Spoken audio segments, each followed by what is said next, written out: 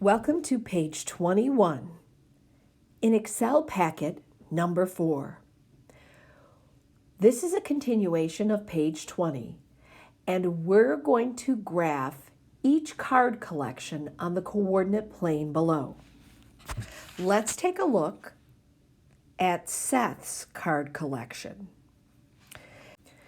The equation that represents Seth's card collection is 4x plus the 8 cards he began with equals y.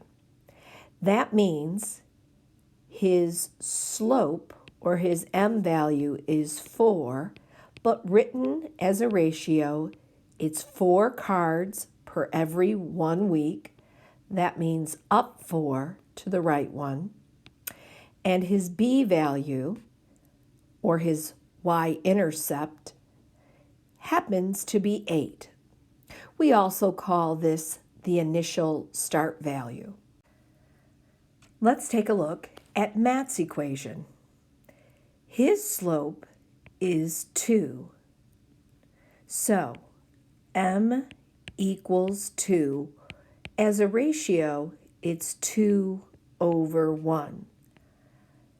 2 cards per every 1 week. Up 2 over 1. He collects at a much slower pace or rate. But his initial start value, or his y-intercept, his b value, he starts with 20 cards. We're going to graph both of these equations on this coordinate plane and compare. Let's take a look at our coordinate plane. Across the bottom, our x values, of course, are our number of weeks. And up the side, that represents our y values, which is our total number of cards. Our y-axis is labeled 8, 10, 12, 14, 16, 18, and so on. Let's begin. Let's start with Seth in blue. We have an initial start value of 8. So on the y-axis, find 8 cards.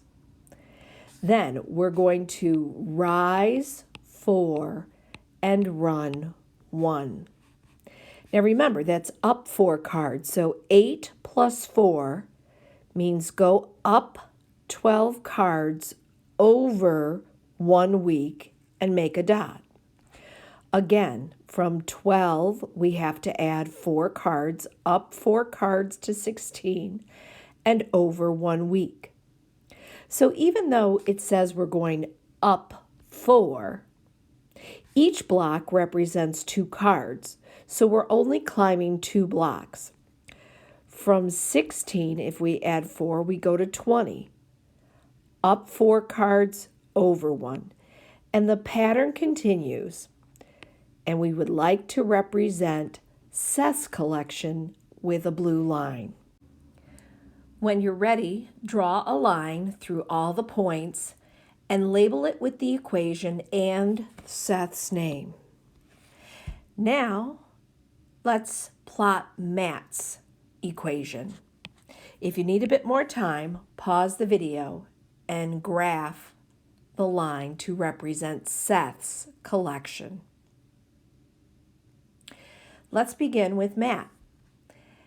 Matt has an initial start value of 20 cards in his collection. Let's start right there in red.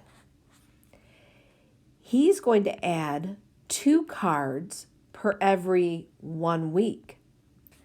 So he climbs at a slower pace. Go from 20, add 2 cards to get to 22. Go up 1 block, over 1 week, and make a dot. The next week, add another 2 cards. Go from 22 to 24. Go up 2 cards over 1 week. Let's continue this rate of change and continue to climb And yes, your lines may share a point, but that's okay. But continue to climb at that pace for Matt. When you're ready, draw a line through all the points and label Matt's line with his name and the equation. If you need to pause the video, please do so. Turn it back on when you're ready to analyze the situation. Let's take a look at both collections. Clearly, Seth only started with 8, but he gathered cards at a faster pace. His blue line has a steeper pitch, and eventually he moves past Matt. You can see that Matt begins with 20 cards, but he gathers cards at a much slower rate. Clearly, the pitch of that line is not as great as the other. There is one very important point right here, shared by both lines. That is called the point of intersection. Let's abbreviate. That is the one point that both share. That point is 6, 32. But what does that mean? Well, it means since X represents the number of weeks and Y represents the number of cards, it means the 6th week of collecting, both boys will each have 32 cards. They are tied at this point. Beyond that, Seth takes over.